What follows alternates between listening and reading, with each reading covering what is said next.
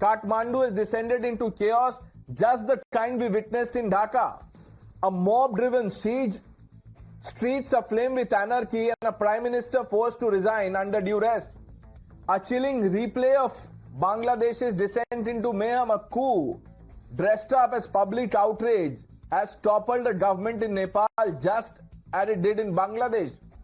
And amid the regional turbulence, whether you like it or not, India stands as a beacon of stability under PM Modi's leadership. Our democracy, robust and resilient, some can call it dead, but it continues to function. Our institutions hold firm and our streets remain peaceful, viewers, but there's a shadow lurking, a shadow cast by an ecosystem within India that seems not just unsettled by this stability, but actively antagonistic toward it. I am going to cut through the noise and call it what it is. Viewers, this is a dangerous, insidious campaign by a section of the opposition and their cheerleaders. They've watched Dhaka burn, they've seen Kathmandu fall to a mob rule, and instead of condemning this absolute out-and-out anarchy, they are pointing fingers at India, whispering, sometimes shouting that we are next, India is next after Kathmandu. So let's open this up.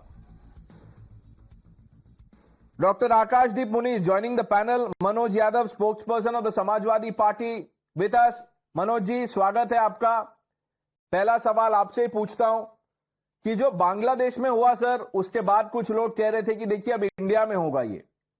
अब जब नेपाल में आज ये mob rule आज सबने देखा, फिर से लोग शुरू हो गए। आपके पार्टी के एक प्रवक्ता है श्री आईपी सिंह जी, उन्होंने कहा अब इंडिया में होगा। और भी लोग हैं शिवसेना के, वो कह रहे हैं।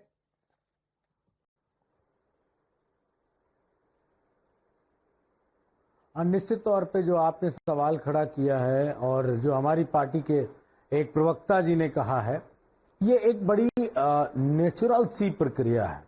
जब कहीं हमारे पड़ोसी घर में चोरी डकैती पड़ जाती है तो हम भी भयभीत हो जाते हैं और ये सोचते हैं कि शायद अगला नंबर हमारा होगा।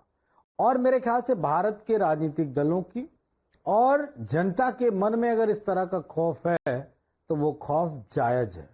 अब सरकार को उस खौफ को निकालना पड़ेगा, क्योंकि भारत में बेरोजगारी, भारत में अर्थव्यवस्था का डामाडोल, भारत में लगातार जिस तरीके से नौजवान फुटपाथ पे है, सड़क पे है और उसको कोई काम नहीं मिल रहा, तो ये सब परिस्थितियां जो कमोबेशी बन रही हैं, ये उसी तरफ जा रही हैं। और यहां भी डिसबैलेंस ये है कि पूंजीपतियों के पास माल की कमी नहीं और बेचारा जनता के पास न पेट में अनाज है और न उसके पास ढंग से अपना जीवन जीने की व्यवस्था।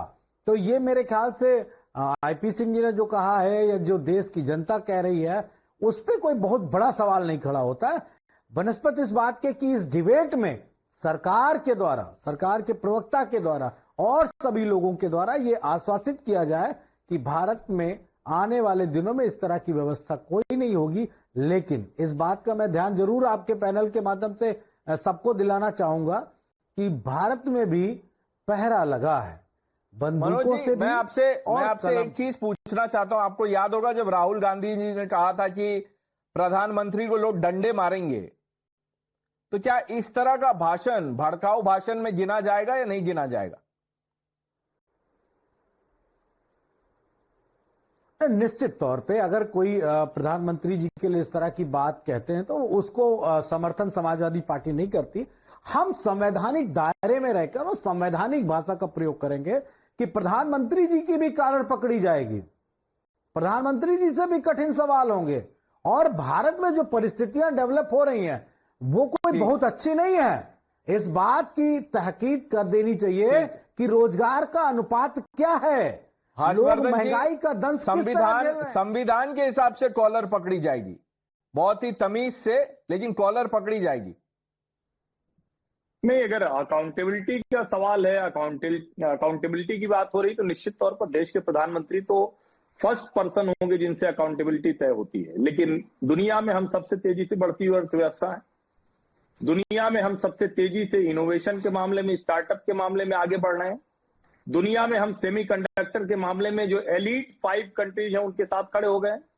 हम अभी की अगर बात करें तो दुनिया में सबसे कम महंगाई दर वाले देश हैं और इस सब से ऊपर हमारे यहां डेमोक्रेटिक सेटअप ऐसा है कि अगर हमें लगता है कि नहीं, जो कुछ सत्ताधारी पार्टी कह रही है अगर वो ठीक नहीं है तो हम उसे 240 पर भी ले आते हैं। ये हमारे देश की डेमोक्रेसी की ताकत है। इसलिए लाख कोशिशें कर ली जाए और इस तरह की ऊट पटांग बयान कुछ लोग देते रहे, ये होने वाला नहीं। इल्तिजा मुफ्ती ने पूछा था क्या 7 लोक कल्याण मार्ग में स्विमिंग पूल है? कब पूछा था? ढाका और कोलंबो के उस वक्त के अनुभव के आधार पर पूछा। सवाल यह है क्या इस देश में राजनीतिक दलों को उस मॉडल से सत्ता हटानी है? क्या जो लोग बार बार डेमोक्रेसी की बात करते हैं एंटी डेमोक्रेसी हो गए? क्या वो लोकतंत्र को, जनता को लगातार अपमानित करना चाहते हैं? और मैं फिर कह रहा हूं, भारत का लोकतंत्र इतना जीवंत है, इंदिरा गांधी के मन में तानाशाही आई, कांग्रेस बर्बाद हो गई। मैं इसको बार बार कहता हूं कि दरअसल वो बर्बादी का समय था, उसके बाद कांग्रेस उठ नहीं पाई। आप 84 की बात मत कीजिए, वो दूसरा एक चुनाव था, लेकिन कांग्रेस पार्टी उसके बाद खत्म हो गई। मेरा यह मानना है कि हम इंडियन लोग, हम भारतीय लोग मूलतः लोकतांत्रिक हैं। Anti democratic leader, anti democratic party को हम बर्दाश्त नहीं कर सकते हैं। और जो नेपाल और बांग्लादेश और श्रीलंका से तुलना कर रहे हैं, उनके मन में चोर है, वो डेमोक्रेटिक तरीके से लड़ नहीं पा रहे। Anish, what do you make of the commentary by, some leaders of the opposition who are endorsing this model to dethrone Modi? Pranesh, the unfortunate truth is that history repeats itself. First time is tragedy and the second time is farce. What we saw unfold in Bangladesh was history in the making, and we saw the repercussions of that. What is happening in Nepal today is a tragedy. The wife of a former chief minister has been burnt alive because of a government's inability to listen to the people of their own country and come up with random sort of measures like social media bans to counter rising anger against corruption. Our worry in the opposition across the board is that history will repeat itself this time in India, but as farce. We have seen what is happening in Bangladesh. No, 1 minute. Anish, now, 1 minute. How are you comparing our democratic setup, our government here, which has a democratic mandate, to that of Bangladesh and Nepal? Is that a fair comparison, first of all? Both countries had democratically elected, both had democratically elected governments in place.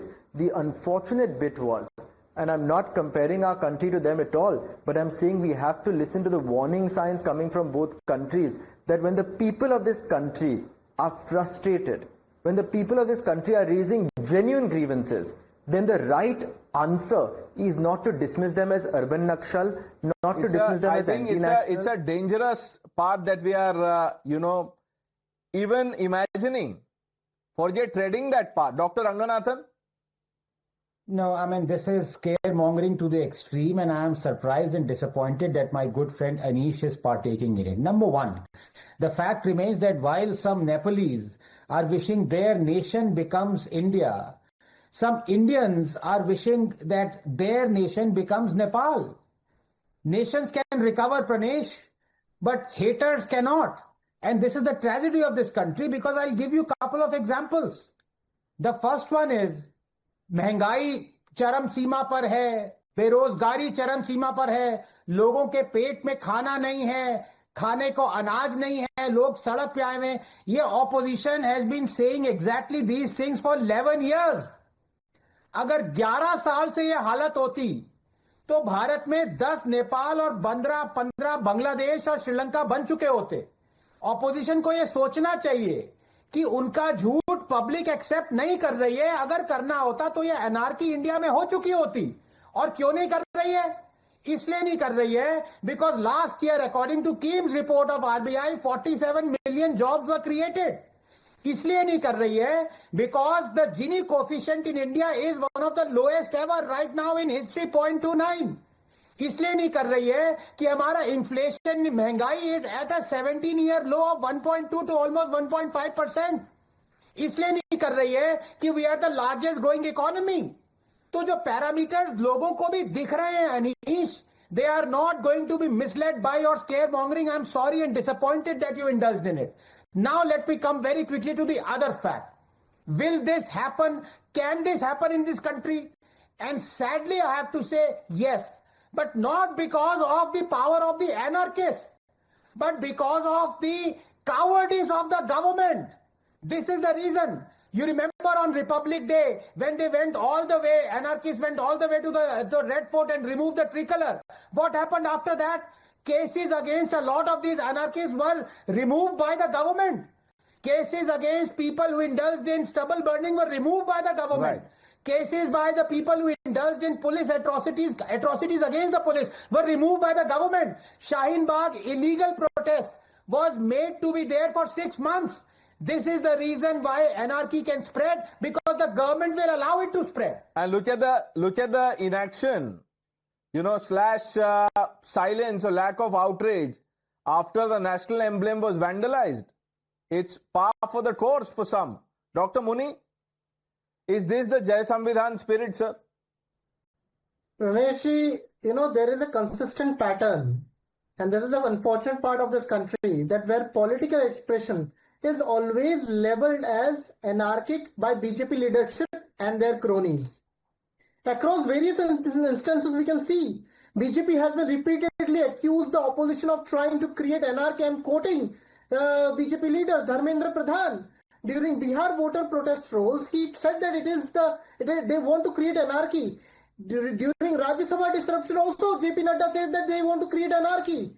In reality, it is the role of opposition, sir. To create anarchy. Or democracy. 1 minute. It is the role of opposition to create anarchy. Are you taking Mr. Kejriwal too seriously when he said this? Dr. Muni, ये क्या हो गया sir आपको?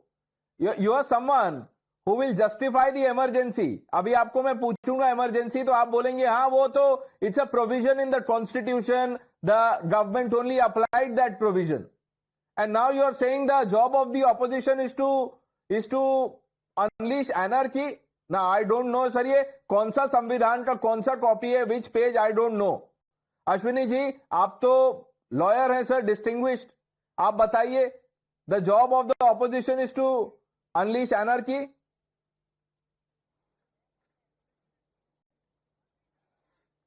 Pranesh, whatever is happening in Nepal is quite unfortunate, and we need to learn from our neighbors. The protest in Nepal was about the corruption, against the corruption of the government, but media and government try to give it a different shape and try to suppress the freedom of speech. That is why people are on the street. I don't expect my fellow Indians to be that violent, because we are all peace-loving people. However, it is a warning sign for the government as well as the media to ensure that the freedom of speech. If you want to learn, Ashwini ji, if you want to learn, then please tell your leader and your party colleagues to stop saying things, let's fight against the Indian state. That is not constitutional. You don't fight the Indian state. You fight political opponents in the manner in which it is prescribed in the constitution. And I'm sorry to say, Dr. Muni, you've disappointed me. I have regards for you, but you are saying the role of the opposition is to, impose or unleash anarchy. That is not the role of the opposition. We will have to go back to the fundamentals of political science. Manoj bhai, समय खत्म हो गया. I'm sorry, किसी और दिन करेंगे. We've run out of time. Gentlemen, thank you for joining us on India Upfront. The news are with Navita Kumar coming up on the other side.